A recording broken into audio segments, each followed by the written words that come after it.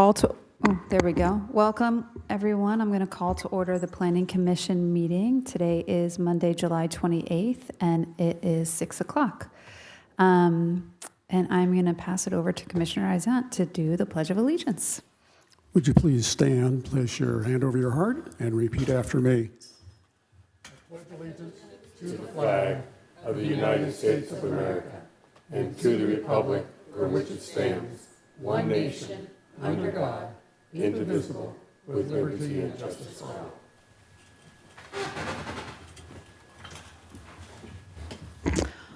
All right, thank you. Can we have a roll call?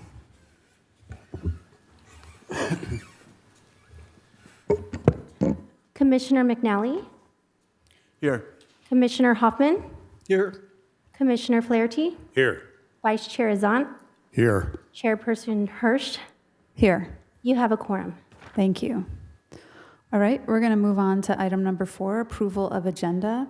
This is the time for Planning Commission to discuss any changes to the order of the agenda items. Do we have any comments or things to discuss with regards to the agenda? No, I do not. All right, seeing none, can we move to approve the agenda?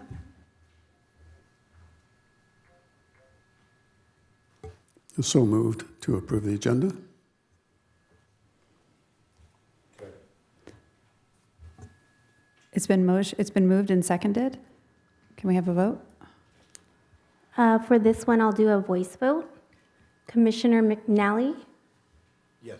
Commissioner Hoffman, Yes. Commissioner Flaherty, Yes. Vice Chair Azant, Yes. Chairperson Hirsch. Yes. Motion carries. Great. All right, moving on to item 5, public comment. This is time for members of the public to address the Planning Commission on any items within the Commission's jurisdiction and on items where public comment will not be taken. The public's invited to attend and provide public comment. Public comments are limited to 2 minutes per speaker and shall only be taken from those present in the council chambers. No remote public comment will be taken during this time unless required by the Brown Act. A total of 30 minutes will be allocated to this initial public participation item. This time allotment may be modified due to time constraints at the discretion of the chair. No action will be taken on matters raised during public comment, except that the Planning Commission may take action to schedule issues raised during public comment for a future agenda. Speakers with comments regarding city management or departmental operations are encouraged to submit those comments directly to the Community Development Director or City Manager's office. Do we have anyone in the chambers for public comment?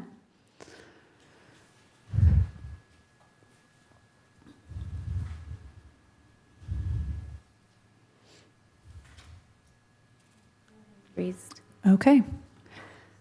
Then I will go ahead and close the public comment portion of the meeting and move on to the consent calendar. So the following matters will be acted upon collectively with a single motion and vote to approve with the majority consent of the Planning Commission. Planning Commission members may orally register a negative vote on any consent calendar item without pulling the item for a separate consideration prior to the vote on the consent calendar. There will be no separate discussion of these items unless a commission member removes an item from the consent calendar prior to the vote on the consent calendar item. Items removed will be considered under a later agenda item, with only in-person public comment permitted at the time in the chambers. The title is deemed to be read and further reading waived of any resolution or ordinance listed on the consent calendar for introduction or adoption. Do I have a motion to approve the consent calendar? So moved. Second. Great, it's been moved and seconded. Can we have a vote? Voting is open.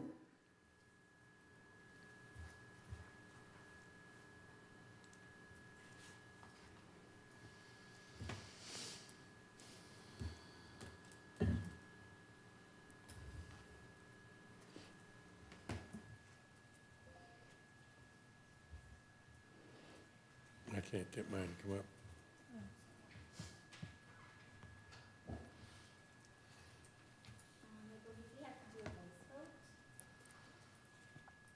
Okay. Due to technical difficulty, I'll do a voice vote. Commissioner McNally, Yes. Commissioner Hoffman, Yes. Commissioner Flaherty, Yes. Vice Chair Zant, Yes. Chairperson Hirsch. Yes. Motion carries. All right, we will now move on to the public hearing portion of our meeting. And we are going to begin with item number 7A, a request for additional use permit, CUP 24-02, and precise development plan, PDP 24-01, to allow a three-story mixed-use development located at 54 Hermosa Avenue in the neighborhood commercial C1 zone under MPA 24-001-25 CDD-04. Is there a staff report? There is, Chair. Thank you. Kanika Pompey, our contract planner, will provide the staff presentation this evening. Thank you.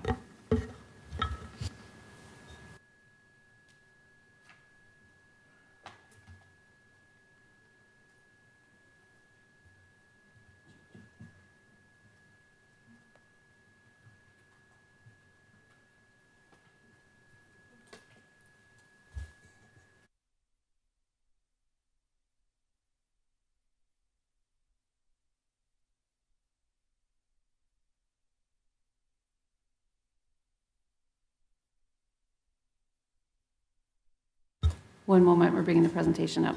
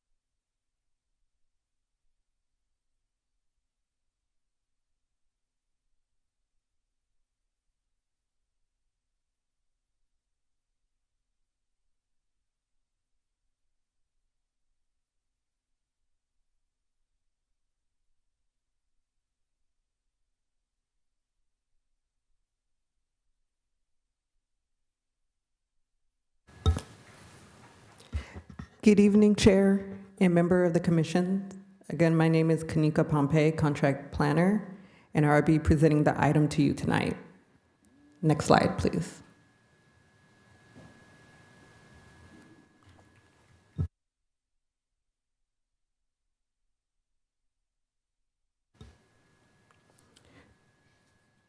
This is a request for the approval of conditional use permit and precise development plan to allow a three-story mixed-use development at 54 Hermosa Avenue, and to determine the project is categorically exempt from CEQA. The project site is an existing 2,340 square foot interior through lot located in the southwestern portion of the city, east of Hermosa Avenue, between First Street and Linden Street. The site was developed in 1950 with approximate 1,200 square foot commercial building and 3 at-grade surface parking stalls at the rear.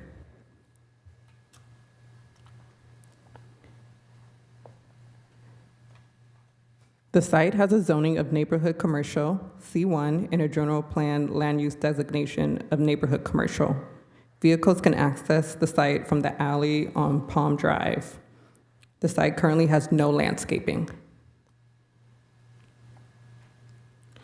The applicant proposes to demolish an existing commercial building and construct a new 3-story mixed-use building consisting of a 950 square foot ground floor retail unit, 1 single-family residence with attached 2-car garage and roof deck, and an 813 square foot ADU with roof deck. The ADU requires ministerial approval and is not subject to the Planning Commission's review tonight. The project does not include new landscaping currently. However, if proposed, it would need to follow the city's water efficient landscaping ordinance.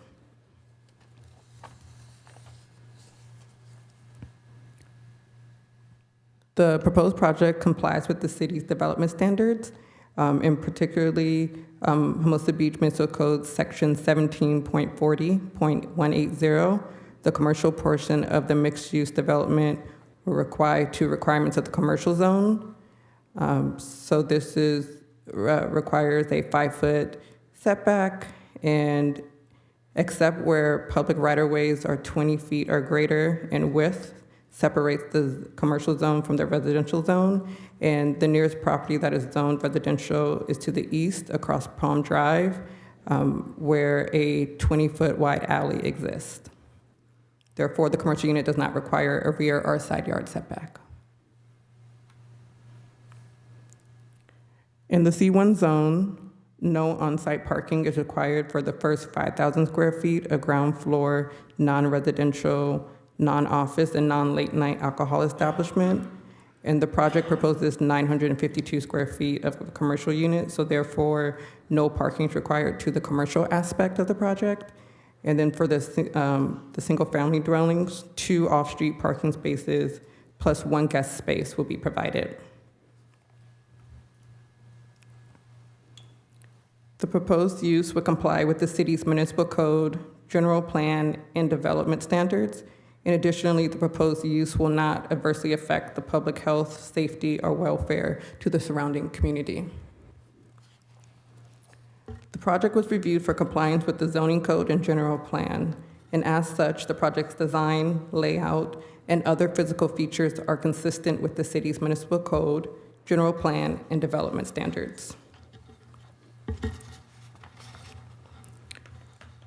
The project is consistent with several policies and goals of the city's general plan and the city's housing element, and some policies to highlight are policy 2.6 of the housing element, which encourages the addition of ADUs as a strategy to provide new housing units, and policy 1.3 of the land use element of the general plan, which encourages access to daily activities.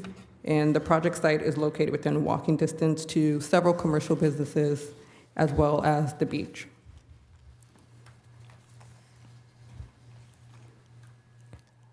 Here you can see the proposed site plan and first floor plan. The proposed commercial unit is located at the ground level and is intended for retail use. Additionally, that commercial unit will have an average depth of 30 feet per the municipal code, and is separate from the residential units, and there will be no internal access between the commercial unit and the residential unit.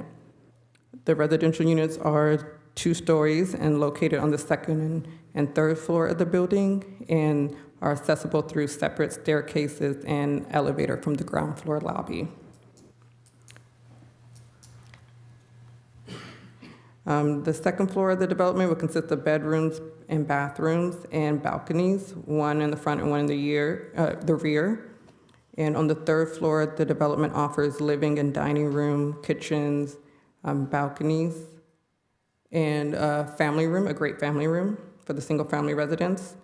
And the roof is proposed to be a flat roof and will allow for roof decks for both residential units. And any rooftop mechanical equipment will be screened from public view. The proposed development features a contemporary architectural style, incorporating stucco and other elements to create visual interest. Here you can see the proposed south elevation and the north elevation. Pursuant to CEQA guidelines, section 15301, class 3, new construction, the project can be categorically exempt from CEQA. Additionally, per the EIR prepared for the city's general plan, it was determined the project is not a historic resource site. The item was properly noticed on July 9th to approximately 494 property owners within a 500-foot radius, and was published in a legal ad in the Easy Reader on July 17th, 2025. Staff recommends the Planning Commission to adopt Resolution 25-09, approving CUP 24-02 and PDP 24-01, subject to conditions of approval, and to determine the project is categorically exempt from the CEQA. This concludes staff's report. Staff is available to answer your question, and the applicant is also here tonight and available for questions. Thank you. Thank you for the staff report. Do any of my fellow commissioners have questions for staff at this time? All right, Commissioner Flaherty? Thank you. Is this property subject to LVR, the recapture? Thank you for the question. This particular property is not subject to the land value recapture, as it was not rezoned as part of the housing element update, so the LVR did not get applied. As you may recall, the LVR was capturing the added value based on the rezoning that would be done to facilitate additional housing units, and this property has been zoned, was not rezoned under that effort. Thank you. Almost 11 years ago, the building next door, myself and Dr. Hoffman sat on the commission, and part of the conversation had to do with the parking. At that time, commercial parking was required. Is there a change in both the state or just the local ordinances regarding commercial parking?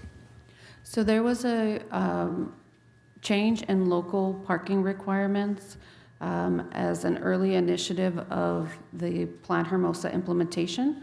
I want to say it was 2020, I may be off a year, but it was an early rezoning effort. So the commercial zoning has been relaxed.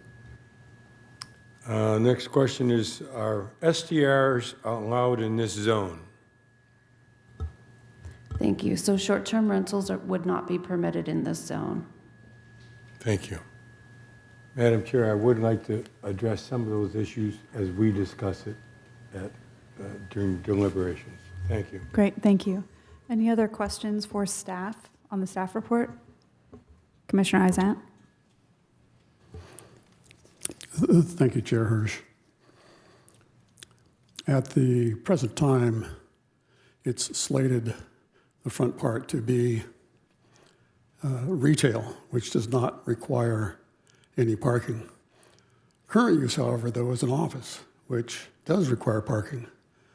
If for some reason we approve this project and a year from now when it's built, there's an office there rather than retail, what remedies does the city have? And perhaps that's a question for the counselor. That is a good question. If the property is found to be in violation of the zoning code because it's not providing enough parking or any of the conditions of approval, we would take a look at that, work with either code enforcement or with the planning department here to consider our remedies. Maybe that might be revoking the conditional use permit, calling the CUP up back to the commission to be considered again, would be part of that revoking, or perhaps imposing additional conditions on the permit as part of that process. And then there's also the code enforcement route, which we could take separately at the same time as a parallel enforcement mechanism, which might involve citing the property owner for not abiding by the permit conditions or the zoning code. So there, under code enforcement, there would be potential for monetary fines for violating the, okay? That is correct. From an architectural question, I'm looking at the elevation, and there is a stairwell, but I don't see any stairwell housing protruding above the railing, which is right at 30 feet. So I don't know whether they don't have a housing, which I would think they would, and if they do, it's not shown on the plans. And if there is one going to be there, what does the code allow? I know that code allows fireplaces and antennas, for example, to not violate, but penetrate the height of the zone in that particular area. But are stairwell housings allowed to penetrate the height of the zone? Thank you for that question. So Municipal Code Section 17.46.010 establishes certain features that may exceed the height limit that's otherwise prescribed. And it does set some parameters. And one of those features includes stairways, elevator, housing is also permitted. It allows for extensions by no more than 8 feet, and it has to be the minimum necessary in accordance with the building code. And then there's another parameter, so it's no more than 8 feet, and it can't compose more than 5% of the roof area. So there's some restrictions on how large of an exception to the underlying 30-foot height limit. Thank you. Chair, my last question. If this ADU, I don't see anything that indicates that this ADU is going to be marketed at what would be called affordable housing, either low, moderate, or moderate.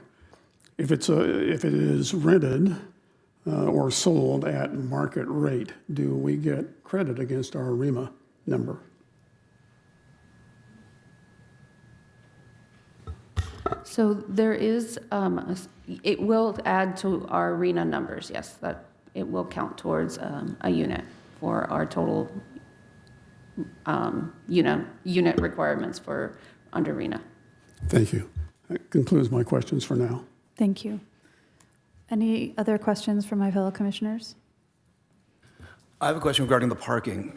I understand that if it's retail, it does not require the parking, but if it was used in a different capacity, such as office, it would require that. Now, I'm familiar with commercial in the downtown district that couldn't meet those requirements, but yet was able to buy into a fund or a parking space. Would this property be eligible for that? So just to clarify, what the code actually says is for the first 5,000 square feet of ground floor, non-residential, non-office, you can be exempt. You're correct.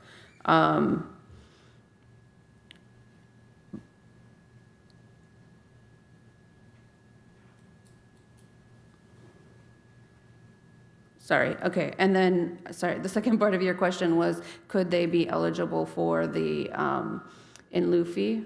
So we do have an in lieu fee on the books. However, this is within the coastal zone, and we know that may be a challenging way to remedy parking based on past precedents from the Coastal Commission.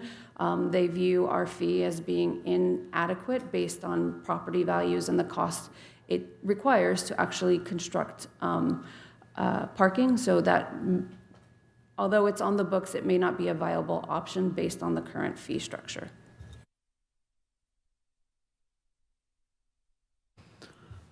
All right, seeing no other questions regarding the staff report, do any of my fellow commissioners have disclosures to make? I'll start. Made a with couple of Commissioner site visits. I actually visited the property and spoke to the current business tenant. Site visit. Site visit. All right, thank you. We will now begin the public comment portion of the hearing. All questions and comments on this matter are to be directed to the commission, not to the audience. I believe the applicant is present, and if you choose, please approach the podium to make your presentation.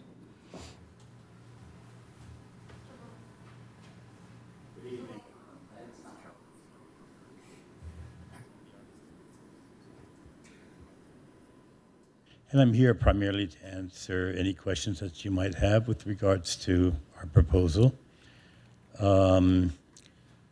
And then I would also like to reserve the opportunity to maybe talk to you after I hear some comments with regards to this proposal. There were some good questions that came up, and I'm quite clear that we really don't have much of an option but to make it a retail space down below, and it cannot be turned into anything but that. It cannot resort back to the use that it was presently being used for, which is an office. In terms of the height and the access to the roof deck, at this point in time, you're actually, the stairs, it will be, the stairs leading to the roof deck will be open to the sky. So we do not propose to put a structure or roof structure over the stairs. However, if it becomes a possibility and if there's nobody against it, we would probably entertain that idea. Other than that, I have nothing major to contribute. I agree with the recommendations that you've outlined for us, and I'm okay with what we have in front of you. I hope you find it satisfactory, and that's my presentation at this point. So if you have any questions, please do address them. Thank you. Is there anyone from the public that wishes to speak on this item?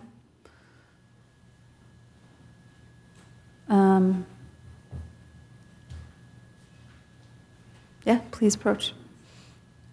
And please state your name. Good evening, Commissioners. My name is Scott Hayes. Somewhere there's my wife, Rachel Hayes, and we live directly across Palm Drive from the proposed project at 54 Hermosa Avenue. We're writing to express several significant concerns regarding the impact that the proposed project would have on our neighborhood and the community. First, the ADU designation. Part of this project is being designated as an ADU. Hermosa Beach Municipal Code 17-21030 only allows ADUs under the following conditions: converted on a single-family lot, limited detached on a single-family lot, converted on a multifamily lot, and limited detached on a multifamily lot. By my reading, the code only allows detached ADUs in new construction. It seems like that wasn't what was said earlier, and if I'm wrong and somebody could explain that after, I'd appreciate that. But it appears that the second unit is being labeled as an ADU to skirt the parking requirements. The project should be considered a new construction duplex, and should be required to have 2 off-street parking spaces for each unit plus 1 guest space per the municipal code. Parking in Hermosa Beach is already strained. 3 parking spaces for 2 residential units plus a commercial unit is entirely inadequate. The new project will inevitably reduce the already scarce street parking available to neighborhood residents. The mixed-use property next door at 60 Hermosa Avenue, which only has 1 residential unit, was required to have 5 parking spaces, including 1 handicap space. The requirements of 54 Hermosa should have the same, if not more. Short-term vacation rental. The applicant is one of the worst offenders of Hermosa Beach's short-term vacation rental ordinance. The applicant manages the property at 30 The Strand, which is currently listed today on Airbnb for rental periods of less than 30 days. There have been at least 14 complaints and 3 citations issued for this property.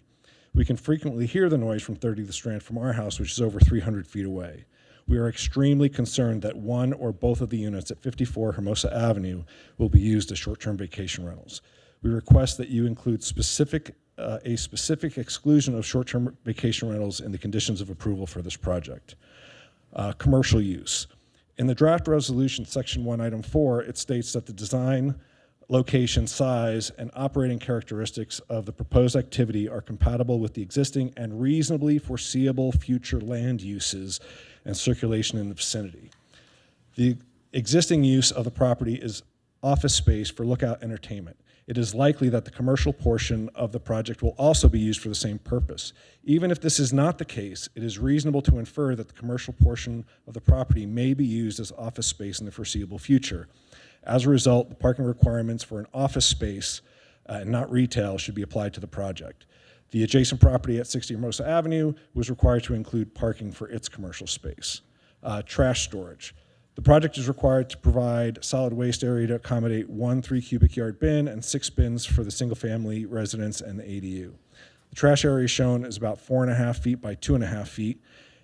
In order to accommodate a 3-cubic yard bin, that would have to be over 7 feet tall, and that doesn't include the 6 trash bins for the residential use. When we purchased our property, we knew that some of the properties around us were underutilized and would likely be redeveloped at some point.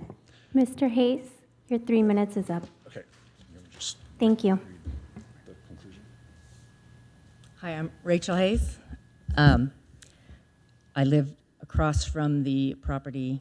We also own a duplex, so we own the unit. It's directly across from this particular property.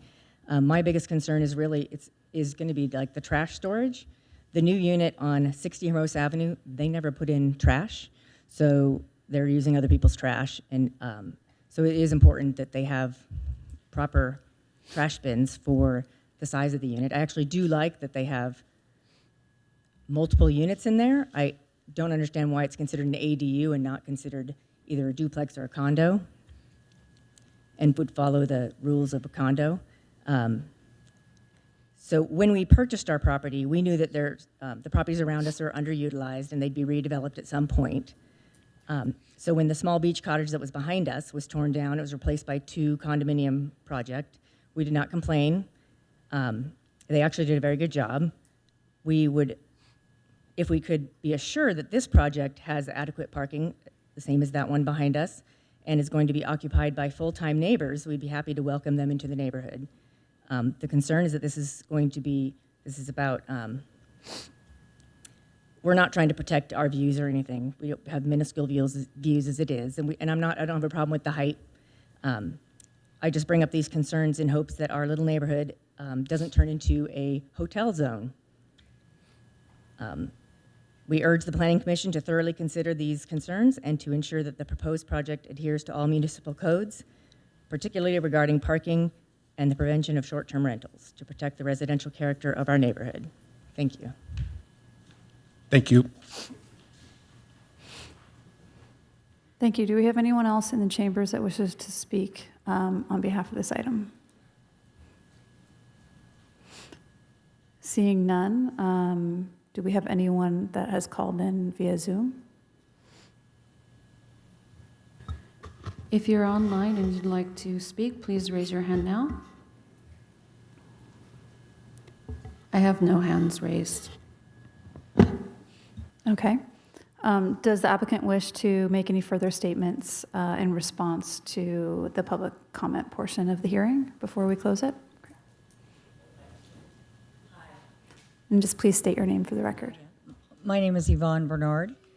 I just want to address a couple of things that were said by our neighbors that live behind us. First of all, I want to thank you guys for coming for this special meeting, and also to Rob Siemens, Allison, Kenika, Alexis, everybody who after 3 years finally helped us get where we are tonight. And thanks for coming for a special meeting. I really appreciate it. A couple things. The first thing is that the people that just spoke, they have 2 houses. One house has a minuscule view. The other house, I am sorry to say, the construction will block the view, or most of the view. So that's not really accurate because they have 2 homes right behind us. Anyhow, that's just a little FYI. As far as the other things that, oh, we may be lying about this, we may be lying about that, I think that's a kind of an insulting place to come from. We plan to use the building the way we are supposed to use the building. And I just wanted to come up and let you know that. I have also a partner in my building and a lovely woman named Arlene who lost her house, unfortunately, in the fire, and so she couldn't be here tonight, but she's in agreement. But our plans are to follow these plans. So I just wanted to let you know that. And we don't plan on doing short-term rental. And that's that. So thank you. Thank you. Do any of my fellow commissioners have questions of the applicant before we close the public comment portion of the hearing? Okay, go ahead, Commissioner Flaherty. How long is the construction going to last, or do you have an idea? Okay, my name is Charles Luckberger. It'll last, they're very small lots, very complicated to develop, so I would say at least 1.5 years from the day we actually obtain a building permit, which we're still quite a ways off because we'll have to submit to coastal, and we need to get their blessing. And so I don't see us being able to pull a permit really within the next 6 months. So I would say safely, being a 3-story, being relatively complex, at least 2.5 years in construction time from start to finish. Fortunately, it doesn't require any grading, which is a good thing. So, you know, and we do have issues with groundwater and what have you. So that portion of the building is actually relatively simple. But it is, after all, a 3-story, and it due to it being so tight, literally every inch is being manipulated somehow, and it's going to be hard to keep building materials on site. So things like it'll be busy. It's not going to be your paradise type construction job. Thank you. Any other questions for the applicant? All right. Seeing none, I'll close the public comment portion of the hearing and bring the matter back to the commission for discussion and deliberation. Commissioner Hoffman, do you want to kick us off? I guess I could, and I'm looking at my own notes, and this is not intended to the folks who have spoken to us tonight. But the first comment I made, I guess in response to some of the other comments I've received, it's important for everyone to understand the city doesn't initiate projects. How dare us even consider this project? We didn't consider it. Someone else brought it to us, and we're responding to what's been presented to us. And what's been presented to us, to make it as simple as I can, is a fully conforming project that has some elements to it that I find, I'm trying to carefully choose my words as the city attorney's here, that I'm not particularly comfortable with, to the extent that ordinarily as a commission, we're very careful, especially when we're dealing with more predictable kinds of problems.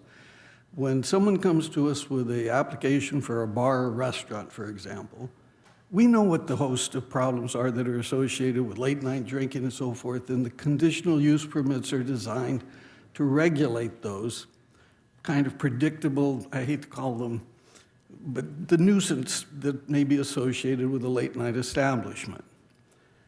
The conditional use permit, or the process here when we're looking at a residence in an ADU, is really a land use. Does this conform to the city and the state, and notice to the state mandate in terms of what's permissible? And the short answer is yes, it does. It's fully conforming. Is the amount of parking and so forth adequate? That's a question not in terms of what's the code require, what the code requires. The answer is yes, it complies with the required parking. Parking is not required for an ADU, as was noted earlier. For a small retail establishment, what this is a C1 zone, we'll call the neighborhood commercial, the intention is this is the kind of use that would enable people that live in close proximity to it, and since our C1 zone is mostly on Hermosa Avenue, it's a block from the beach. A Mickey's, a place like that, serves beach goers. It's supposed to animate the community. It's supposed to provide services for the neighbors and the visitors to our community. That's why we gave or created this mixed use in the C1 zone. Now, having said all of that, and again, this project conforms with all of those requirements, including the fact that we don't require parking for a small retail site, premised on the idea that neighbors will be walking there, premised on the idea that beachgoers will be parked somewhere else and will walk there and so forth. The problem with this, every one of these that we have done so far has not been successful. All you have to do is walk down Hermosa Avenue and look.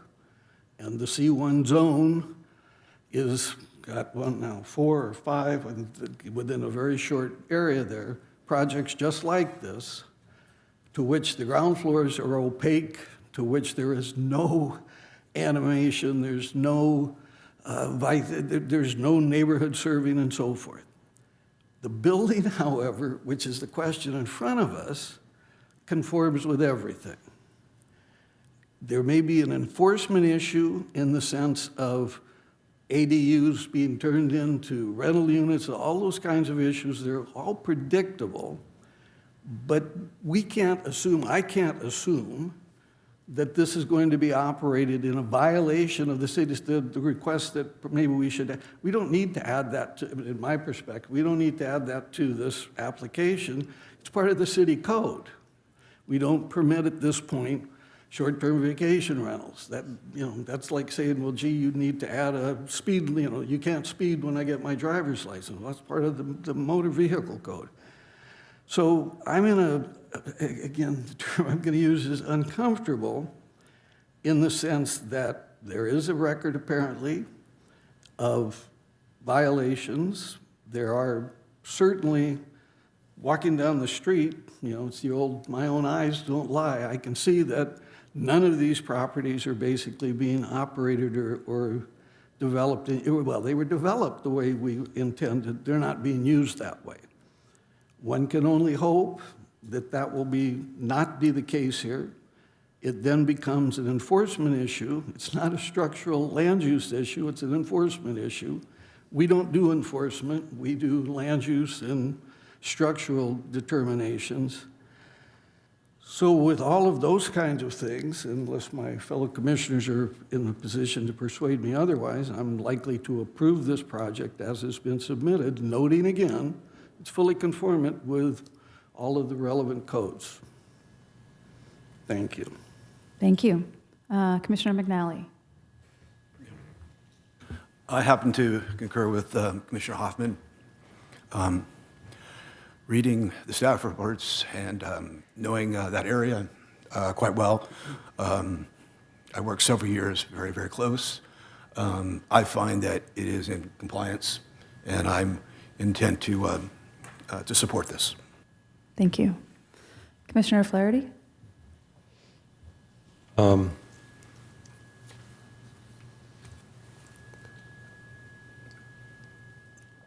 I also have participated in some of these conversations years ago, especially at number 60.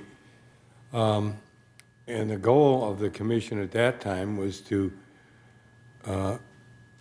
fill in some city goals, which was having a rejuvenation of the commercial area.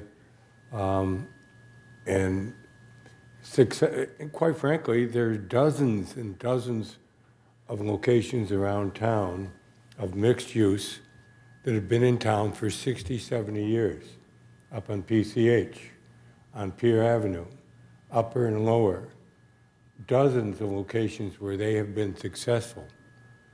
The ones that have not been successful are the ones we've approved in the last couple of years. And when I say not successful, as an example, the complex that was built at Five Corners has taken 7 years from start to finish, and is still not finished or occupied fully.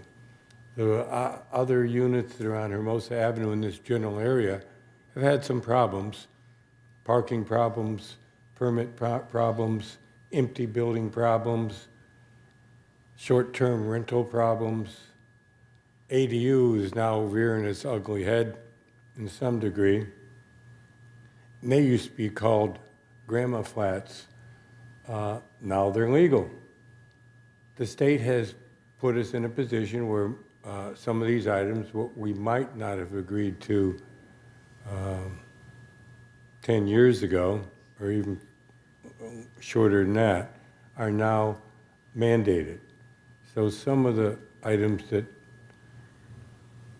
Dr. Hoffman talks about are our code, and some of it is city adjustments over the last, like the commercial parking requirement is no longer there. It was a half a dozen, 10 years ago.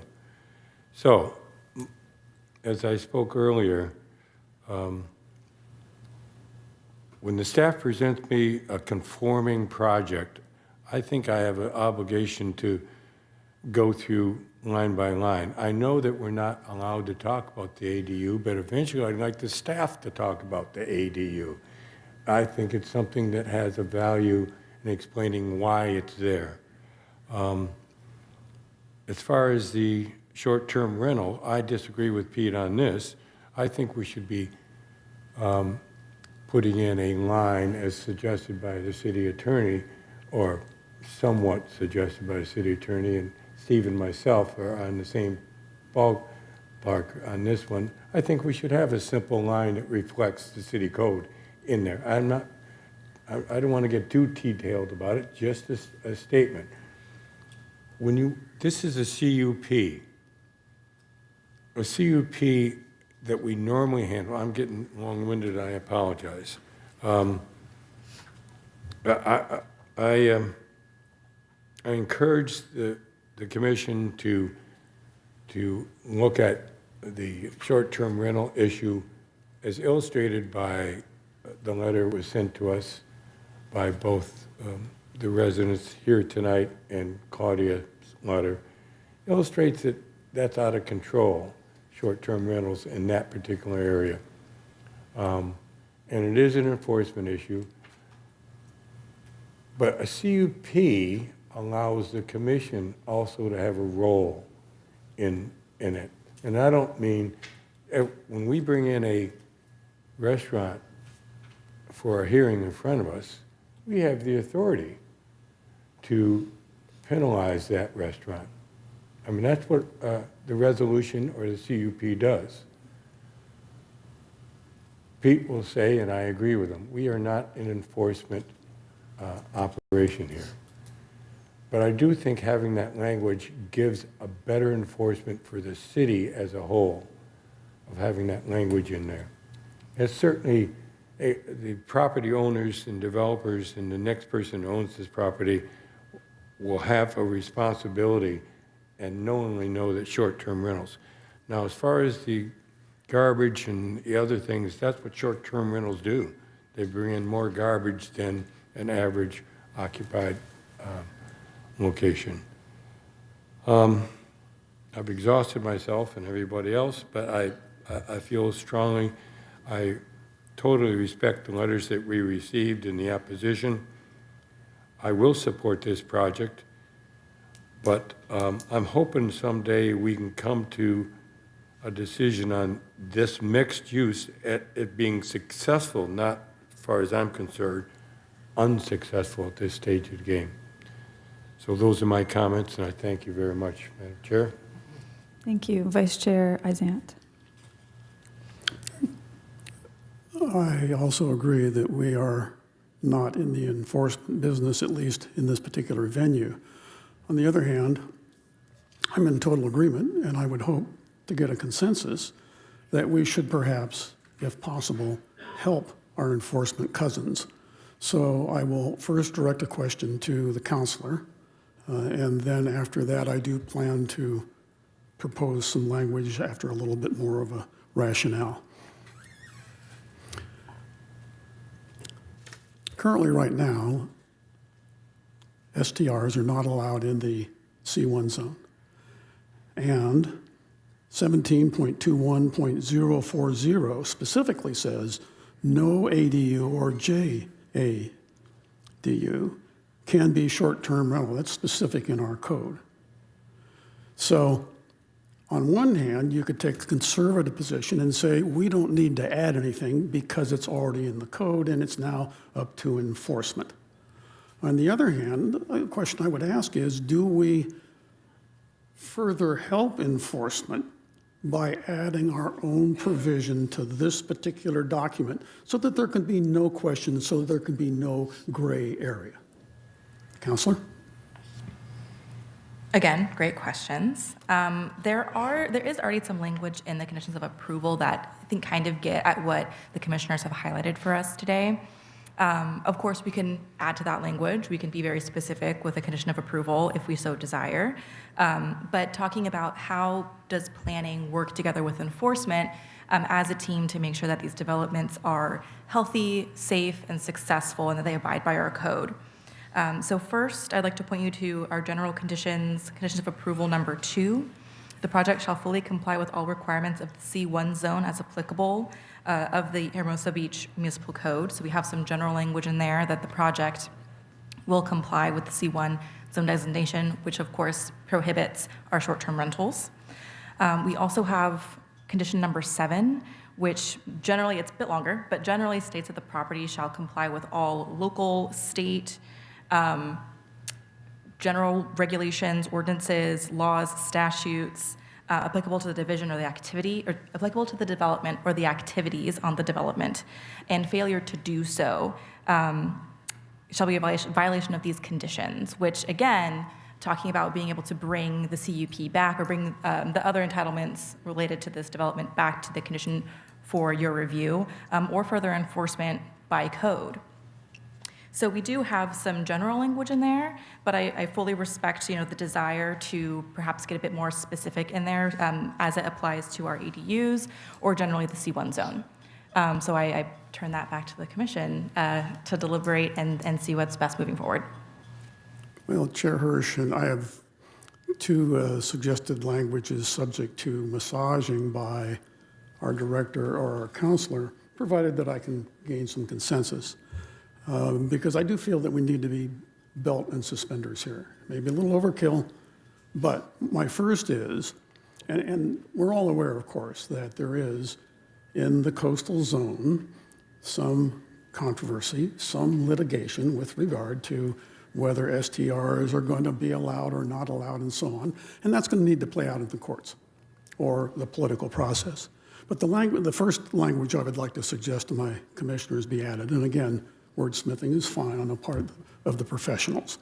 Now, the first is, neither the condominium nor the ADU may be used as an STR unless permitted by Hermosa code. So if the language changes someday, either politically or because of legal action, then automatically we don't need to go back and revise this because it's already permitted because the law has changed. But Chair Hirsch, I've got another thing I'd like to suggest, but... Just to make sure I heard you correct, did you say that neither the condo nor the ADU? Is that what you said, or did you mention the retail space on the ground floor? I'm going to get to that in a moment. Okay. This specifically is neither the condominium nor the ADU may be used as an STR unless permitted by Hermosa code. Can I ask for a show of hands, Chairman? I'm sorry, you haven't got it. I haven't said All my right. comments yet, but All right, let me... let's hear your second one. And then Second one, and then you're right, my apologies to the chair. And again, I fully admit this is belts and suspenders and perhaps overkill, but I feel it's necessary in this situation. The other language is the street side location may be only used for retail and nothing else. I don't want to see an office building and then have to, 2 years from now, and then have to have code enforcement, go through a whole series of machinations and fines and legal back and forth and so on. If this helps strengthen code enforcement's position, again, it's belts and suspenders, but those are my 2 thoughts.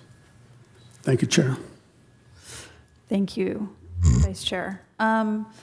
I generally agree with my fellow commissioners and how they're thinking about this project. What's been presented to us is a fully code compliant project, despite whether we think the parking is adequate or the changes to the retail.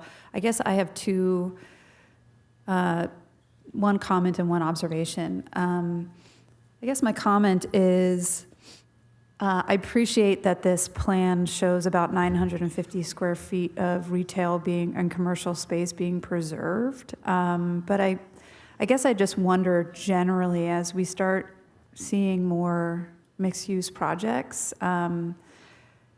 protecting the retail and the commercial that we have in Hermosa, and being thoughtful about that. So, I appreciate that this is not, a smaller footprint of retail. I wish it was a little bit bigger, but, it is code compliant. And I don't know if we have anything in the code that protects us against retail just really kind of disappearing and getting smaller and, much more limited in terms of the types of retailers or restaurants that could potentially occupy the space. So that's really, this project triggered that for me, but not necessarily about this project specifically. The The other comment that if I had the question when the staff was presenting, I would have asked it, but I just noticed the way that the trash is designed for the residential. It's on the property line, it has a big wall in front of it, and then it's got one entry and one exit. So I just can't imagine being an occupant and even trying to get trash into the third or fourth bin from my house.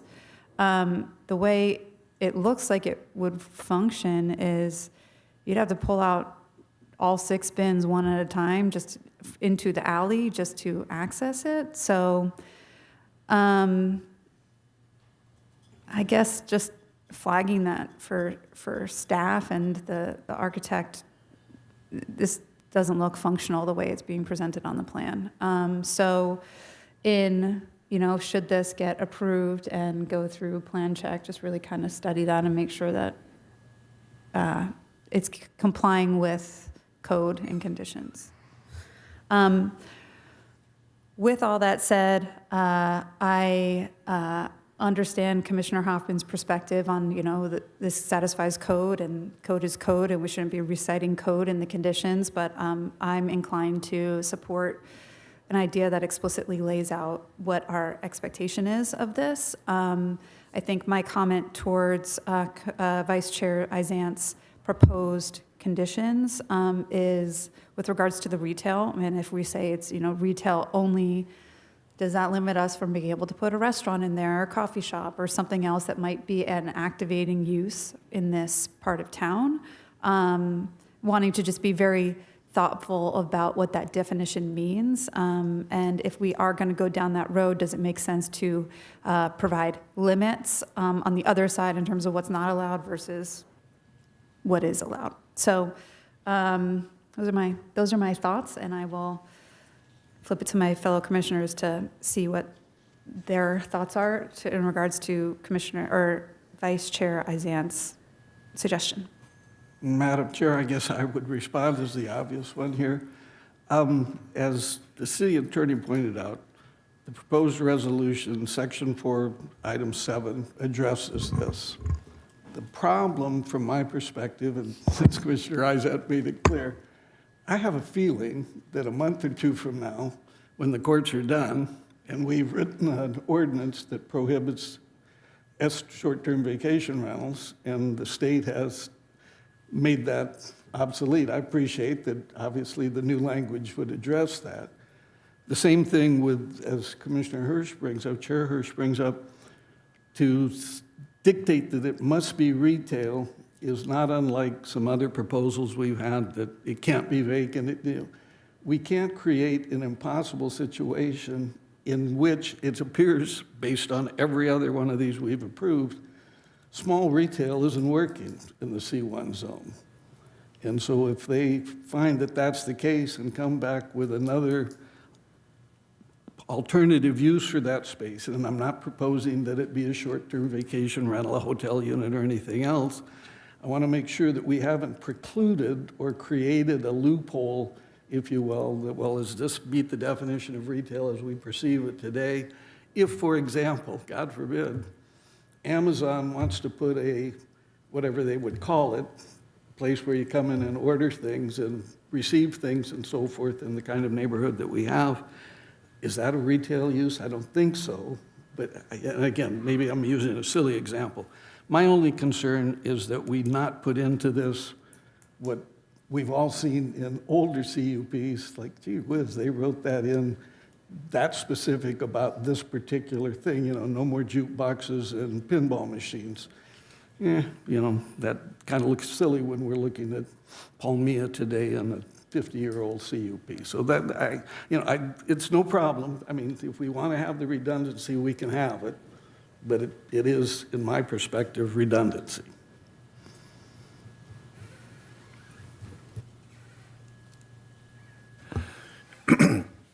I agree with the short-term rental language that Commissioner proposed, because code enforcement is just a very difficult job, and it's hard to, sometimes it comes down to interpretation, and that's not what we want. And I believe we've had some changes in our code enforcement personnel, And the more we can help them to enforce, I think I would support that. I'm cautious about putting the language in for retail only. I think that would be I think it should be commercial and it should be a business, but I think that to do fashion retail there would be very hard to have the sales per square foot to cover your costs, and would there be a draw? I don't think there's enough density for beach rentals or anything like that. I don't want to. I'd like the owner and the tenant to be successful and not to be vacant. So I would just be cautious with the language for the use of the commercial space. I'll stick with my original comments since they were 20 minutes long, but I appreciate all the points of view. I would think that we could add something that would be something we could control at a later date.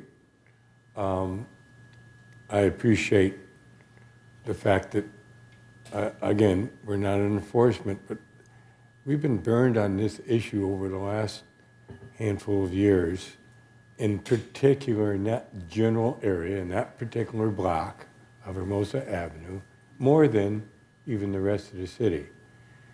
And like I said, I know for a fact there's a dozen out there right now operating for 60, 70 years and have not had this problem.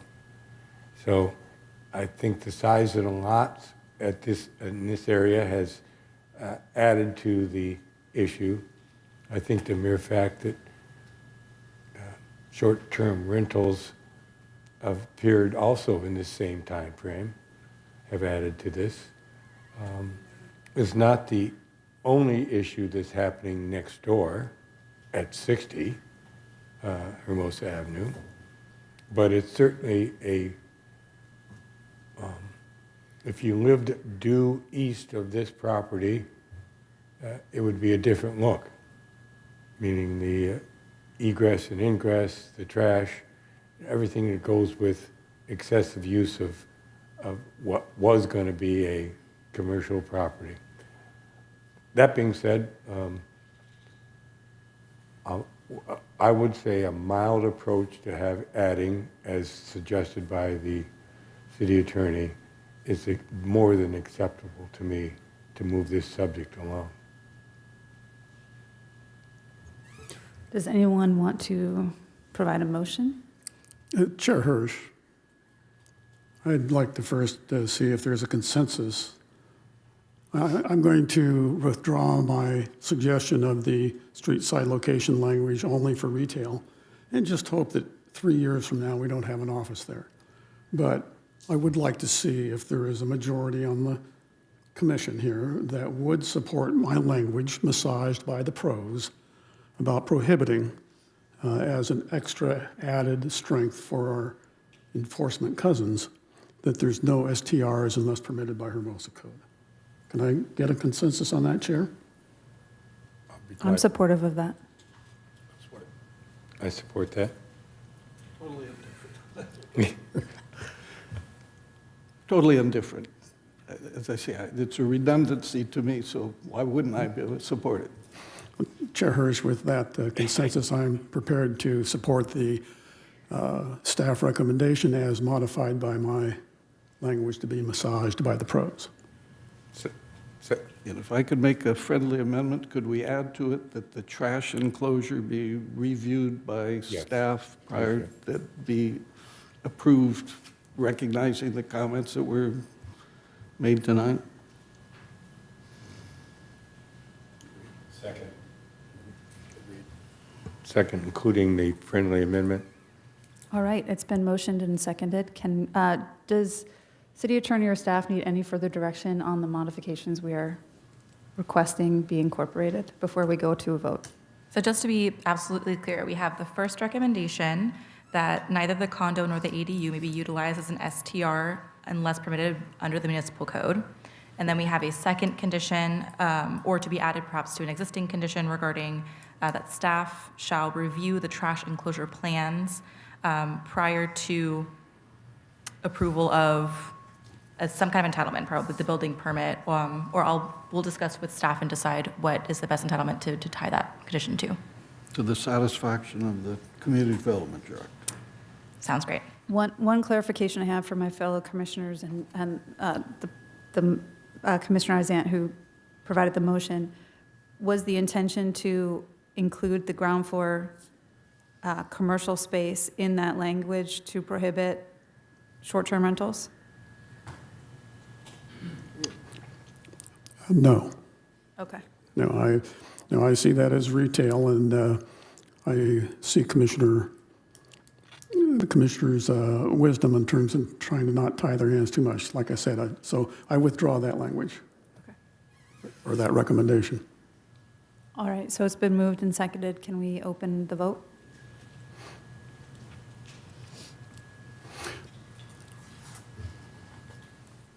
Voting is open.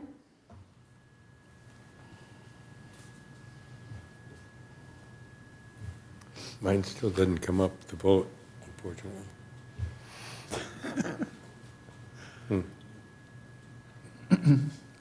Sorry. I will do a voice vote. Commissioner McNally?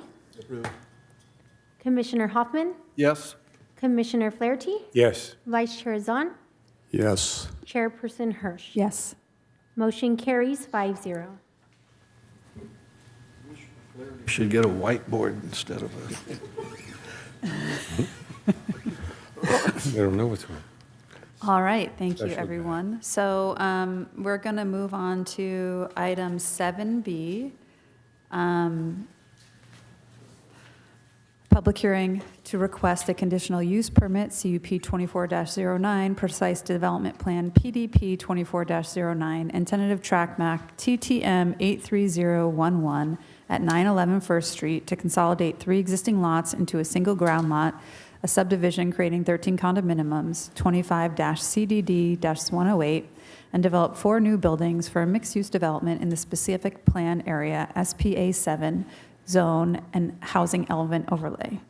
Is there a staff report? Good evening. Yes, there is. Kanika Pompey will also have this presentation. We'll be pulling it up in just...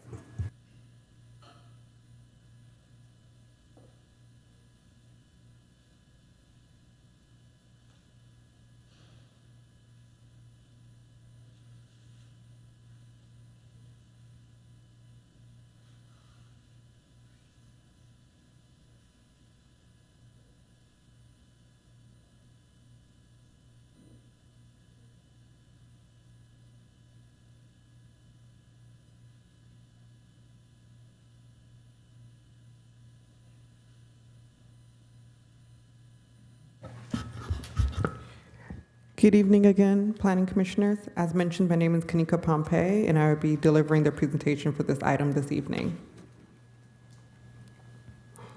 The applicant requests the approval of conditional use permit, CUP 24-09, precise development plan, PDP 24-09, and tentative tract map to allow the consolidation of 3 existing lots into a single ground lot, subdividing to create 13 condominiums consisting of 4 new buildings for mixed-use development. The subject property is located in the specific plan area 7 zone and is in the housing element overlay. The project site consists of 3 interior slope lots totaling 20,213 square feet on First Street, east of Pacific Coast Highway. The site has access via First Street, and again, it is located in the housing element overlay, which was identified on the city's housing elements inventory sites list, which helps with the city's RHNA's numbers, which stands for Regional Housing Needs Allocation.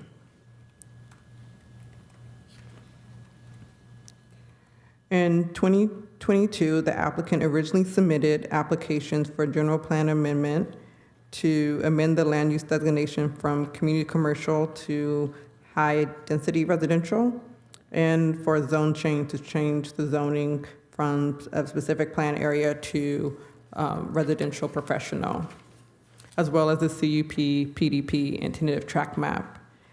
At its November 15, 2022 regular meeting, the Planning Commission continued the item, and then at its November 29th regular scheduled meeting of that same year, the Planning Commission approved it, and then it went to City Council. The City Council ultimately denied the application. On January 11, 2024, the applicant submitted a preliminary application in accordance with the Housing Crisis Act of 2019.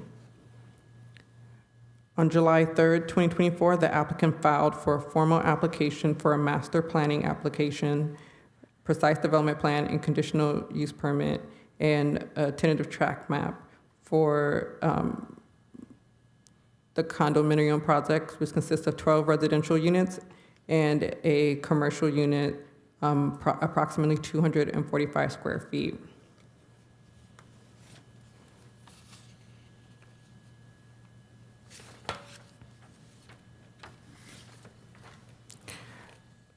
Again, the project is to consolidate 3 ground lots into a single lot and to create a subdivision for condominium purposes to consist of 12 residential condos and 1 commercial unit.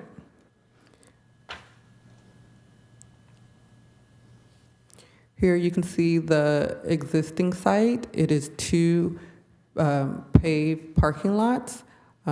Currently, it's a little run down with overgrown vegetation, as well as some cracked paving.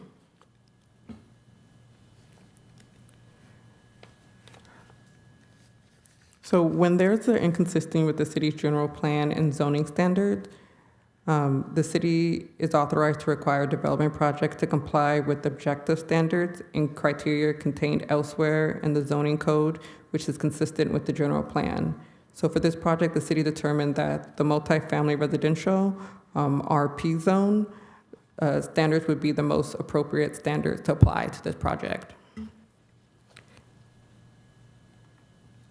And the project complies with all applicable development standards for that zone.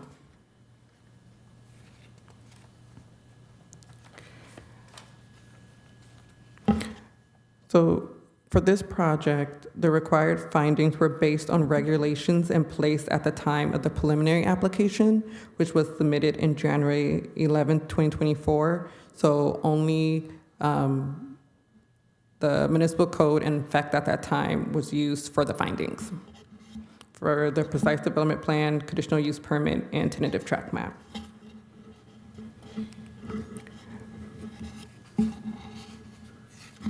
The project was evaluated for its consistency with the general plan, and several policies were relevant. Some include policy 2.1 of the housing element, which encourages the city to continue to promote development of a variety of housing types, and policy 1.3 of the city's general plan land use element, which strives to create development where residents are within walking distance to neighborhood goods and services. Here is a rendering of the proposed project. This is the proposed site plan. So the project will include the construction of 4 buildings containing 3 condominiums each. The project will also include 7 guest parking spaces, which would be 1 ADA space for the commercial unit and 6 standard spaces for the residential guest parking spaces. Each condo unit will have its own 2-car garage. So in total, the project is proposing 31 off-street parking spaces, as well as the existing site has 2 curb cuts. They will be cutting that down and just making 1 driveway approach. So this should create at least an additional off-street parking space. The project's proposing over 3,000 square feet of landscape area and 2,482 square feet of common open space. This will include 2,400 square feet of private open space, so about 200 square feet per unit.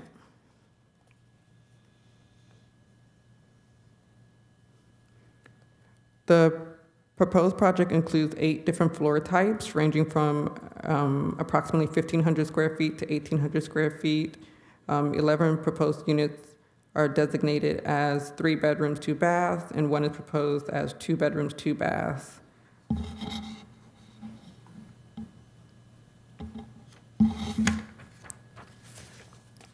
So second floor of each unit will be for bedrooms and bathrooms. And third floor would be for common areas like the kitchen, dining room, living room. And the roof will have private decks offered.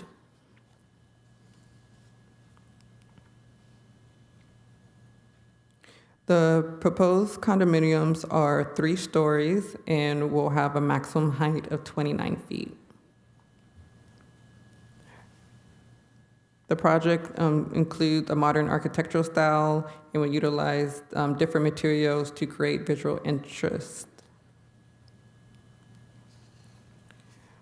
Pursuant to CEQA, the proposed project qualifies for a Class 32 exemption, which is infill, and it is consistent with all the conditions for a infill development.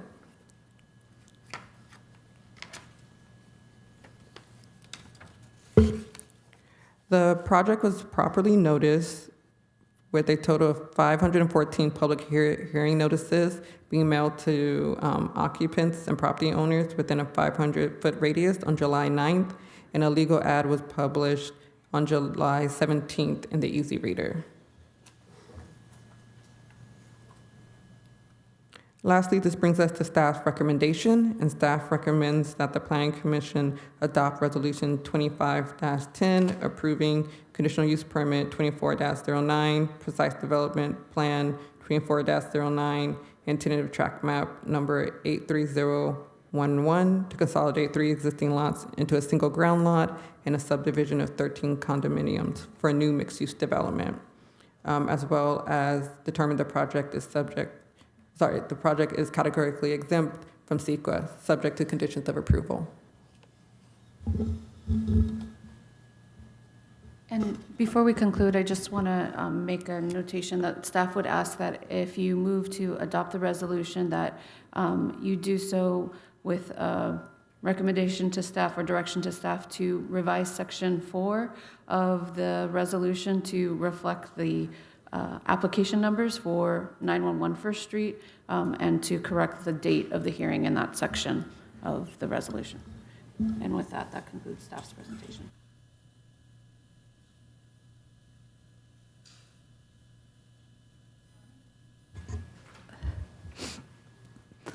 Thank you for the staff report. Do any of my fellow commissioners have questions of staff at this time? All right, Commissioner Flaherty. Excuse me. Is this property also subject to LVRs? No, the LVR went into effect after the preliminary application was submitted for this project. Thank you. Any other questions for staff? Okay. Do any of my fellow commissioners have disclosures to make? Couple of site visits. Yeah, just a drive-by. Site visit? Site visit? Thank you. We'll now begin the public comment portion of the hearing. All questions and comments on this matter are to be directed to the commission, not to the audience. If the applicant is present, you may now approach the podium to make your presentation. Good evening, commissioners. Thank you for your time. My name is Lorenzo Schiappa. I'm the applicant along with Luigi, my father. I'm actually a Hermosa Beach resident. Yeah, I just wanted to go over some points why we feel this is a good balance between providing much needed housing as well as respecting the existing neighborhood and residents.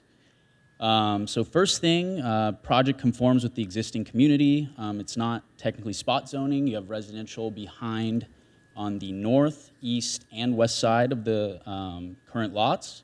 It conforms with all the current development standards, as Kanika mentioned.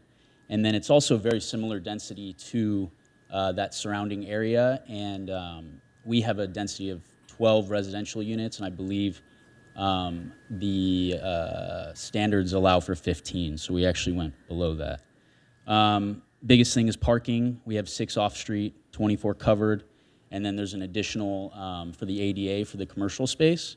The nice part about these parking spaces as well, the guest parking, is because we have a center drive, you have a larger 26-foot wide driveway, and it makes maneuvering into these guest parking spaces much easier, so larger vehicles can also use them instead of having to rely on parking on the street.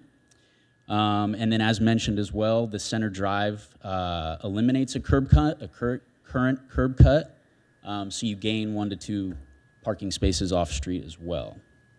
A couple of items I wanted to go over that we felt were, providing responsible development. Allows for 15 units. We went with 12.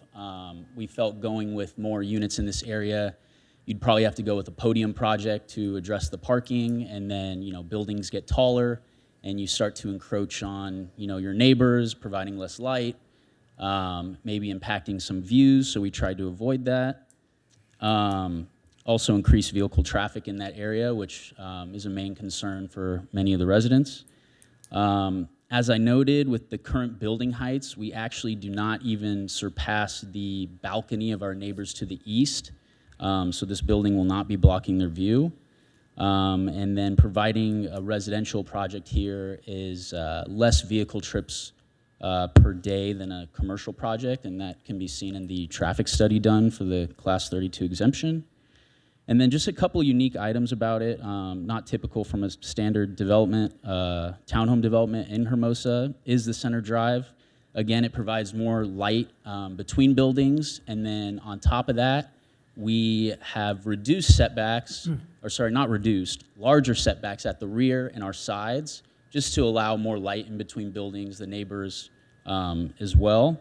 And then it also allows for more open space. And then we will be hiding our transformers on site in between the two buildings, so they will not be in the front yard setback. And then it also just provides better access for emergency services with the center drive that way. And that's about it. Appreciate your time. Thank you. Yeah. I think we have questions for the applicant, but I think first we should open the public comment. Yes? Okay. Okay, so is there anyone that from the public that wishes to speak on this item? As a reminder, you have up to 3 minutes, and then we also will accept Zoom public comment. Anyone in chambers? All right. Please state your name. My name is Michael B. Levin. Everybody hear me? Michael B. Levin. Okay. I moved here about 2 years ago. I live a block away, and I bought a nice property. It's a townhouse, and I've noticed I'm the only townhouse next to an apartment building as it is. I don't know how that got there. It's the only one on my block on Anita Street. So as I drive up First Street, I see this a very quiet block to a certain extent. It's single-family homes. There's already a conglomerate, I notice. To me, it almost looks like the projects, what I see, what's there. And I don't know about adding to this. You may claim there's going to be parking spots, but I could just see there's a lot of noise at night. There's a lot of driving around. There's sirens. It's right off of PCH. And this is the first notice I ever got about this project. But I think it's too many units for that kind of a space. Again, parking, noise. How long will that construction be? How disruptive is that going to be to us as neighbors? are we building this just because it's an empty lot? Is that this, we're just trying to fill up every empty lot that we can? And if we use the term affordable, is that how we pass things through? Is that how it goes? Basically, the other building, if it's going to look like that, I don't know exactly. It looks like an apartment building. What they have there already, I don't know if they're going to tie that in there or not. But I worry about my neighbors. Again, it's a very congested area when you're going up PCH, and then they're going to have an office right there. I don't know what that's going to be like. And I'm not for this project, and I know a lot of people that are not. So thank you for your time. Is there anyone else in the chambers that wishes to speak on behalf of this item? All right, seeing none, we'll see, is anyone on Zoom? I have one person with their hand raised. Michelle, you're now unmuted.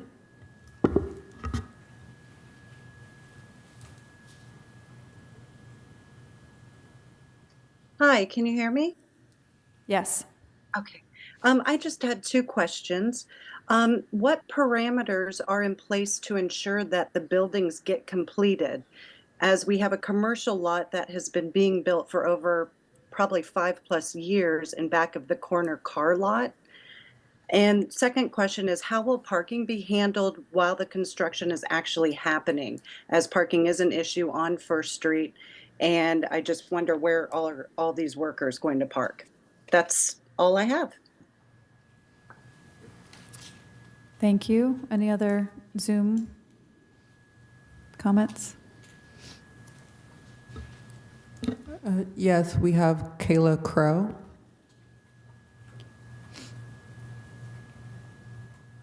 Kayla, you're now unmuted.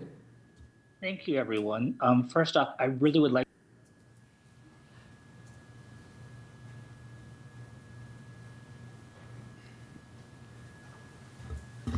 Kayla, I'm sorry, if you could start over. Good evening, everyone. I really wanted to thank all the members of this commission for taking the time to hear the community inputs. And I also want to acknowledge the applicant for taking steps to make a good submittal. However, I do want to voice some critical concerns that I think that needs to be addressed. I've been a longtime resident on First Street, probably about 20 years. And the thing that I'm really concerned about is the consolidated impacts of this development in conjunction with the fact that they're developing an office right behind the Land Rover dealer.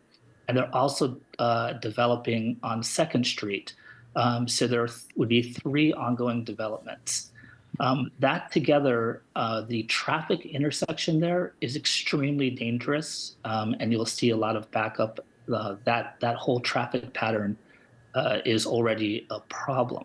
And I see a huge concern with adding these additional 31 parking spots. This particular road, First Street, is, it's high density, which is very, it's not really consistent with the charm of Hermosa. It's already overdeveloped. And if you go up First Street, it's all single family. But from Prospect down, from the park down to PCH, it's primarily already, a multifamily condo. So it's already overdeveloped. I can't imagine what 31 more cars would look like just driving, and in addition to the parking, because we know there's going to be overflow parking. So that's a huge concern. So it's the density. I think it's too many condos. I think it needs to be reduced maybe to 10. I also think there's the concerns of safety. Imagine in the morning trying to get out of First or 2nd Street with 3 developments ongoing. It's just going to be an absolute nightmare going down PCH. So while I completely respect that this submittal might comply with the Planning Commission codes, I hope that you look at the overall managing the livability, safety, and the community capacity for Hermosa when you take the time to make a disposition on this particular request. So I'd like to thank everyone for their time, and that's all I have to say. Thank you. Do we have anyone else online? There's no other hands raised. All right. Does the applicant wish to make any further statement in response to the public comment portion? And then I think we do have some questions from my fellow commissioners, if you can stay there. Yeah, no problem. Yeah, to address a couple, for construction, it'll probably be, 12 to 14 months. That's kind of the range we're thinking about. In terms of parking, it is a larger lot, and then there's also that open space between buildings. So in terms of staging materials and everything like that, it'll mostly be done on site. Another idea we had during the course of construction is to talk to Frontier about potentially using their parking lot right next door to have overflow workers park in that spot. As you know, that lot's not being used at all. So that's kind of an idea we had for the course of construction. Other than that, with parking, it's always a tough thing. It's kind of got to be done as a community. These condos, the garages will be used for parking, and that's it. And it's providing plenty of guest parking compared to other developments in the area. So it's just trying to take those steps in the right direction for all future development and going from there. But yeah, I agree with the parking. I live on Loma Drive. It's no better over there. But the city needs housing as well. So you kind of have to find that balance between the two. So thank you. Thank you. If any of my fellow commissioners have questions of the applicant before we close the public comment portion of the hearing, let's do that now. I will start with you, Commissioner McNally. What is the intended use of the small commercial space in the southwest corner? It's just designated as a general office. So, it's probably just going to be one desk in there and kind of a personal office for whoever rents it out, or even if it's potentially sold to the person that buys the residential unit attached to it. Is there on-site parking for that space? Correct. There's a ADA parking stall for that. Okay. As required, yeah. Thanks. And that's in addition to the guest parking provided for, yeah. Commissioner Hoffman, any questions for the applicant? Commissioner Flaherty? Yeah, first of all, thank you for stepping up to the plate on a couple items that we want to ask you about, or I want to ask you about. Have you formally addressed the Frontier about having your employees park over there during this construction time? Not yet, not formally. Okay, but I would plan on take those doing steps, so. yeah. Okay. Do you have, traffic control? First Street is unique to Hermosa.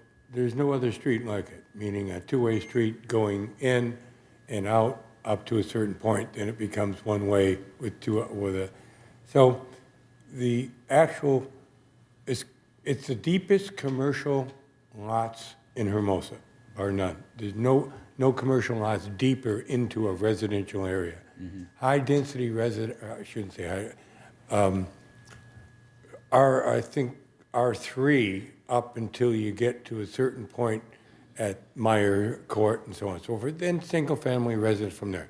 It's unique. There's no other street in town that has the diversity it has. So obviously, in your document, under Class 32 exemption PDF, on page 81 out of 94, obviously there's several hundred pages of documents in this report. Yeah. You illustrate you would complete the job in 5 months. Is that still a statement? The construction? Yes.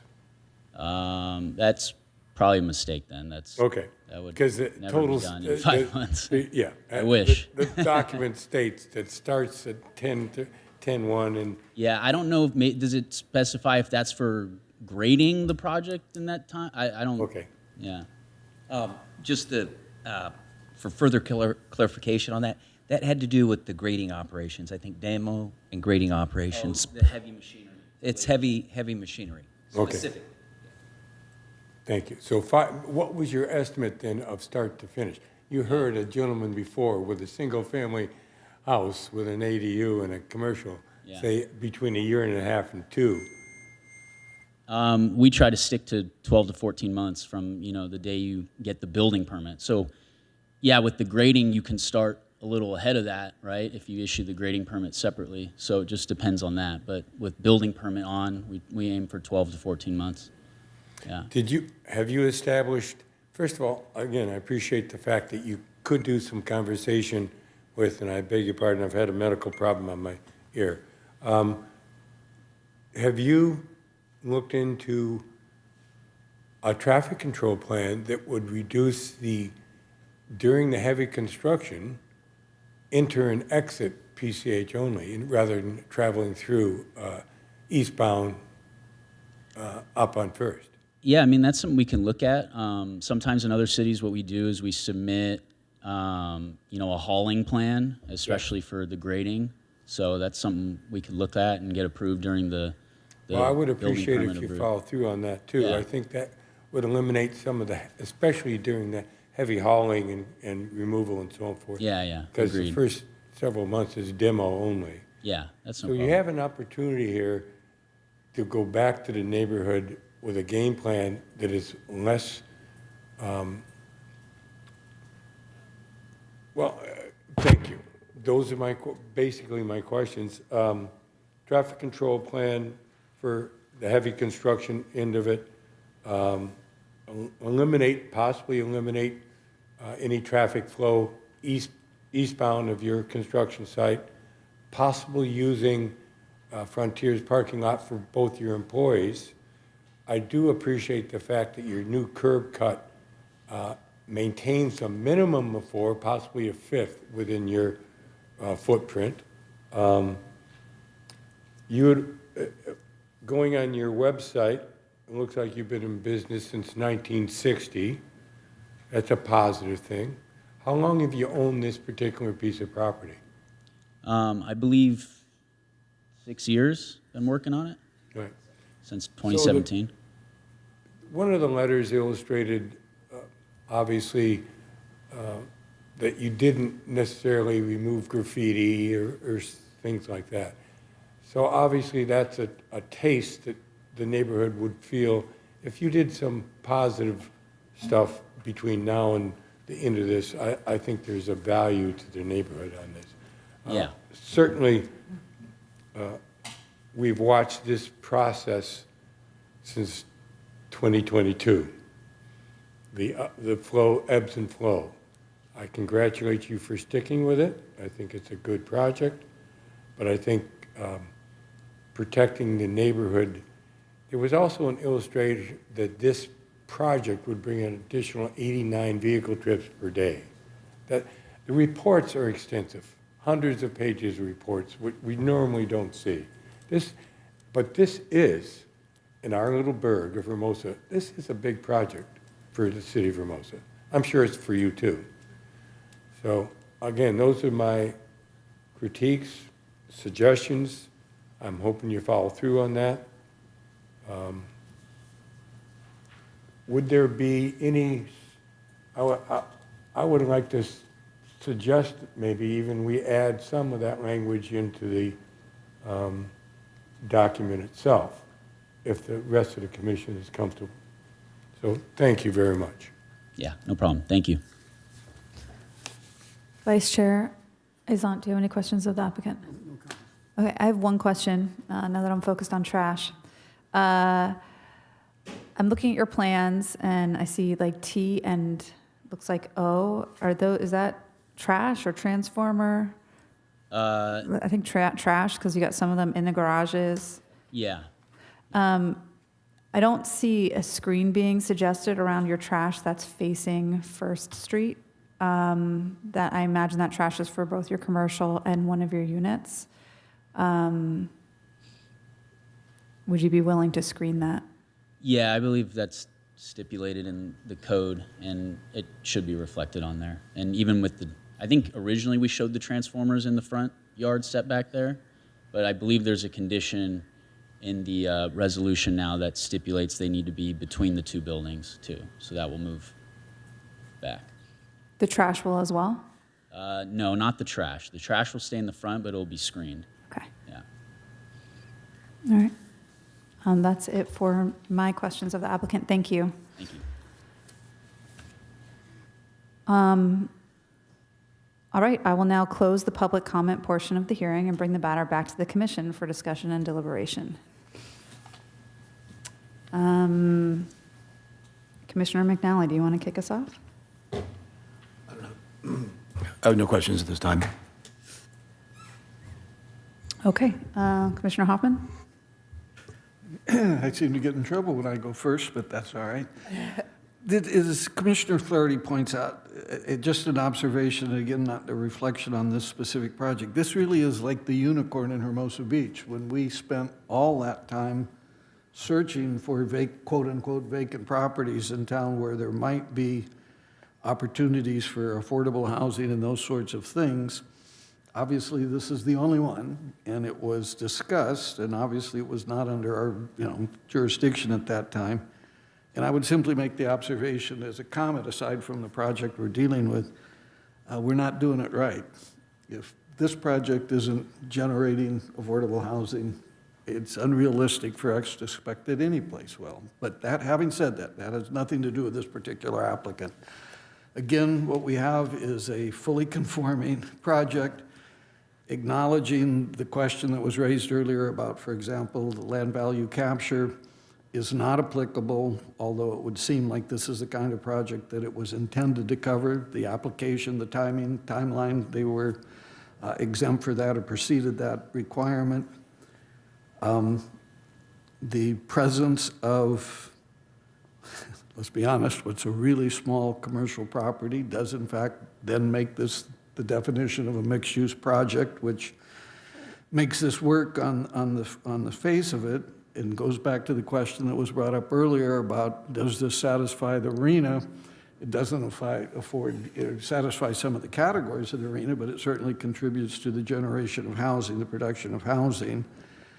And then more specifically to a couple of the comments that were raised both in this and comments that we received separately, I'll be honest, when I looked at the plans, my sense is aesthetically having a 26-foot driveway running the whole length and terminating basically, at a blank wall is maybe not the most aesthetically pleasing thing. And I was trying to visualize that in my mind as I went there for the first visit. And then, of course, as you come down the hill and start looking at the adjacent properties, it's almost like there's a mirror across the street of exactly what the project is going to look like. Now, I personally find it aesthetically pleasing? No, but this isn't an art jury up here. And does this conform with the neighborhood and all of that? Like I say, there's at least two other projects within a block of that, or what would be a block in a normal street, that are laid out and built and constructed identical to this in terms of the site plan. Other than that, as I said on the previous comment, there are some, and it's a fully conforming project. One of the things, and I don't mean this to sound trivial, when you read this application and the staff recommendation and so forth, determine that the project is CEQA exempt. It's CEQA exempt because all of the environmental impacts, some of which were mentioned tonight, are predictable. We know that there's going to be construction noise. We know it's going to generate traffic. We know we can go down the list of all the things that all of us that live in Hermosa Beach have dealt with. Construction in our neighborhood has meant, except those of us on Loma, as you know, we have almost no congestion on Loma. But the point is, they're absolutely true, but they're the harsh reality of living in one of the densest cities in the country that is going through and has been going through for the last 30 or more years a sort of transition as we are developing the older properties to bigger projects that the market is demanding today. So as unfortunate as those are, Commissioner Flaherty has made a couple of suggestions. Certainly the idea that limits the construction traffic to egress and departures from PCH as opposed to winding down the hill makes sense, and probably would be the result of the no guy in a cement truck's going to want to negotiate Prospect in that little jog that you have to do to get to First. But as I say, the project is going back to that critical thing. Yeah, it fits that neighborhood, as Commissioner Flaherty suggests. It's an unusual neighborhood, but one could argue every neighborhood in Hermosa and every street's a little bit different than the rest. So I'm supporting the project unless my fellow commissioners have can raise again that issue that I've neglected to stipulate. Thank you. Thank you. Commissioner Flaherty? I also support the project, and I don't know, I realize that sometimes I ask for things to be put in documents. It sounds like we're trying to be enforcers, but I think adding language like the major construction of removal, have a statement that says you have to use PCH as your egress and ingress. I don't think it's that negative, especially when I heard from the owner of the business right now. So I'd like to add that as an addition to the resolution. Somewhere it fits in there as a traffic control measure, mitigation measure. I don't know if we can, I'm taking him at his word that he's going to attempt to get parking for the duration of 1.5 years worth of construction with employees that come and go off-site, off his site and into the neighbor's parking lot. By the way, that parking lot, when it was full of 100 employees in the 60s and 70s, was full of employees. It has it's amazing that the one picture they show of this site shows it full of parked cars. It's been only used for 1 year out of 50 or 60 years for that parking. So it's been empty parking lots for 50 years. So I'm glad they purchased the property. I'm glad that they're going to develop the property, and I support this request. All right, Vice Chair Izant. So, Commissioner Flaherty, to formalize or crystallize your thoughts, are you suggesting that there be a provision that says that the applicant shall file a traffic plan for review and approval with staff? Is that what you were suggesting? That's perfect for me. Okay, that's what he's suggesting. And he has my consensus, and I support the project. I think from my perspective, it's a fully compliant project. I think the design is nice. I know it's a lot more density than what is currently there, so it's certainly an adjustment. And it's a pretty big development for our community. So if there's ways that we can try and mitigate the short-term impacts on residents during construction, I'm supportive of that. It's from my perspective, I think all the construction cars would want to come to and from PCH anyway, so that seems fairly reasonable to me, and I'd be supportive of it. Okay. Does anyone want to suggest a motion with the reminder that staff asked us to include those revisions for Section 4 of the resolution? Chair Hirsch, I move staff resolution 25-10, which is the approval of a precise development plan and also determination the project is categorically exempt from CEQA, with the provision that there be a transfer plan language, again by the pros on staff, to the applicant shall submit a traffic plan for review and approval. Madam Chair, if I could, I think we just need to be real careful when we use the term a traffic management plan. That's a very specific, very costly, time-consuming.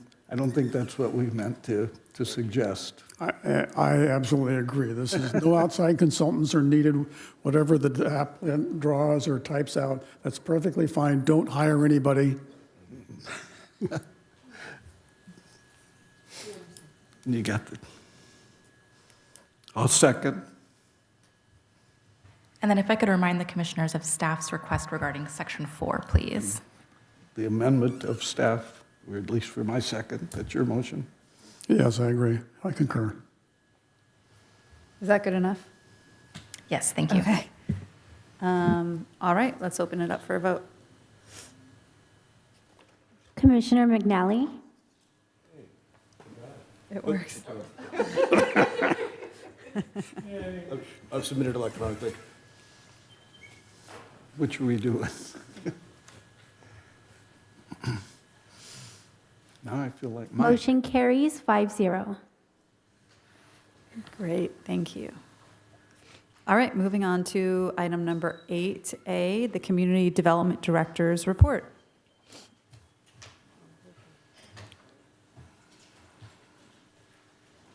Good evening. I have a report. Can you hear me? You can hear me well enough. Yes? Oh, there we go. Okay, perfect. Okay, so we're going to start with a quick report out on 2 items that were on the City Council meeting agenda on June 11th.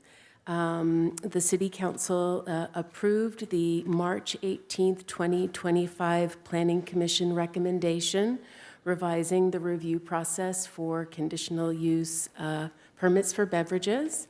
And it moved to reduce the administrative burden associated with this program by eliminating the tri-annual review and reverting to a complaint-driven system.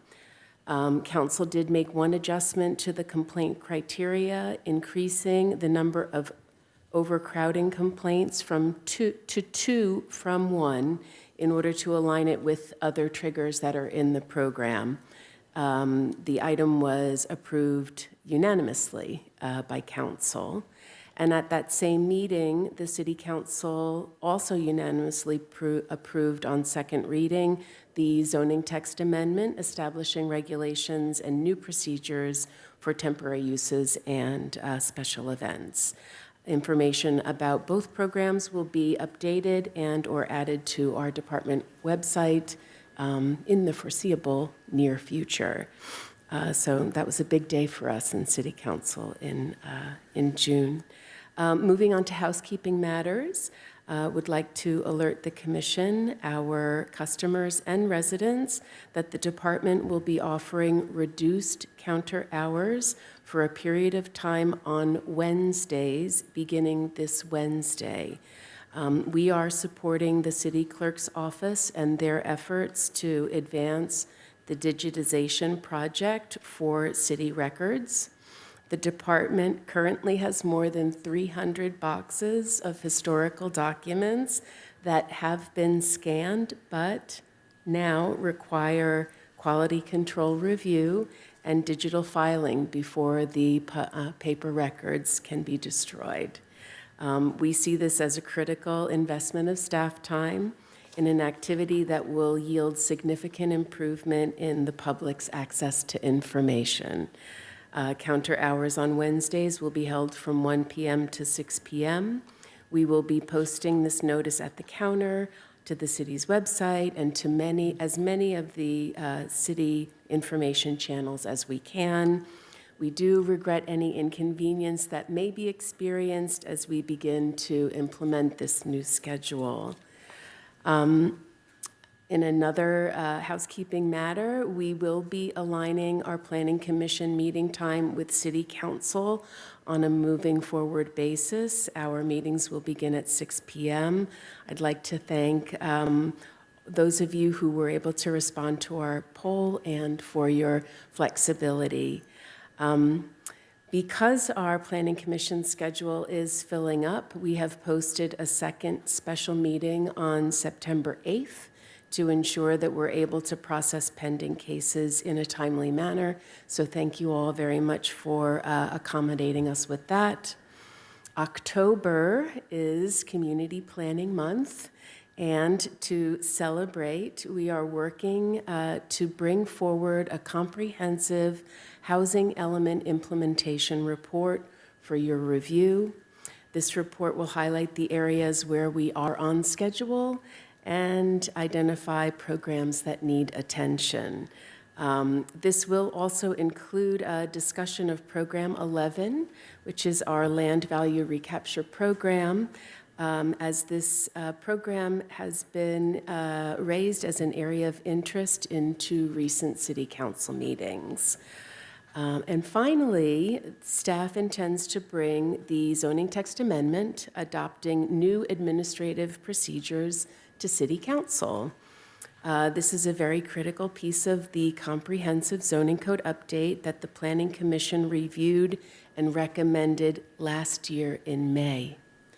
We intend to re-release the draft to the public in the early fall and plan on getting it on a City Council agenda before the end of the year.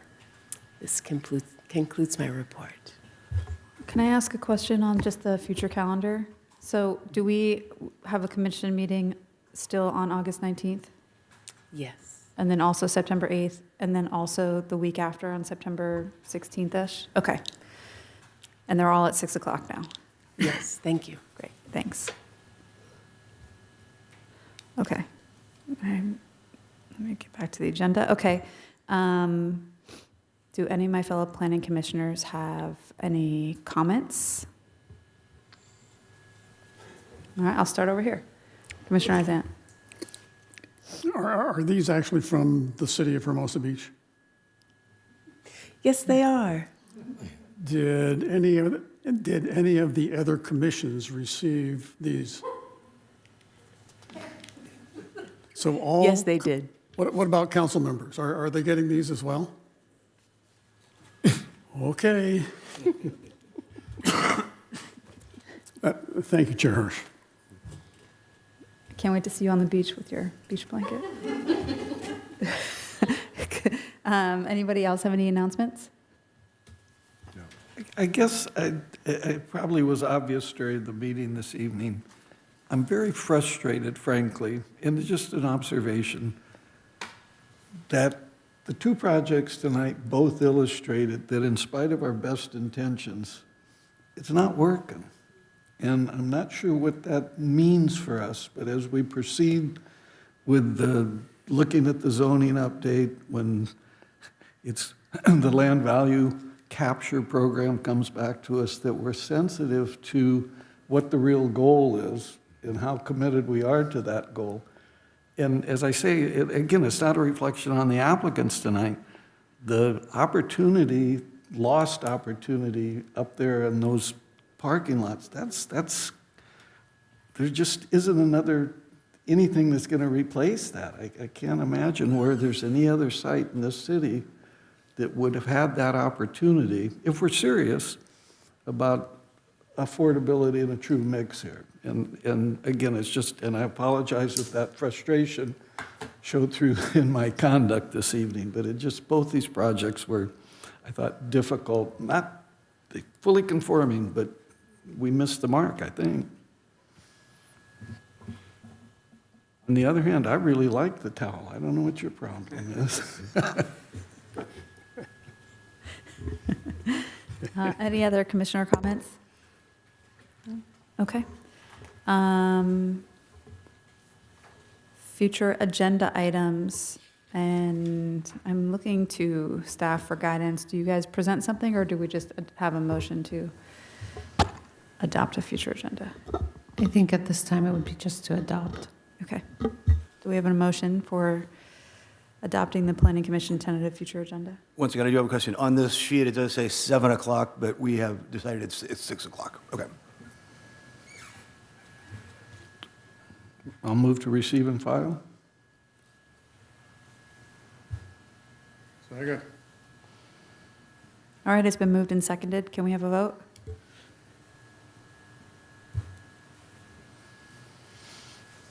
Hey. Voting is open. I have a question as we're doing that. Are we still in a position where we can do a remote participation? I noticed that Councilmember Keegan, because of his injury, has been In very narrow circumstances, either an emergency or I think if you are under the weather, there may be a permission for that, but it is only on those very few exceptions. And I'll follow that up by saying that there's also a number of times using those exceptions that a commissioner can be absent or can participate remotely. That is changing in state law. Hopefully, by the beginning of next year, we'll have a little bit more flexibility with that. But if any commissioner has some specific questions about whether their circumstances fall under that state law, I'm happy to address that and give some guidance. And motion carries 5-0. All right, on to our last item, number 12, adjournment. Do I have a motion to adjourn the meeting?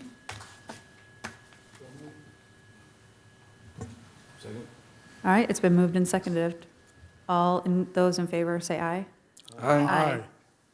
All right, thank you. All right.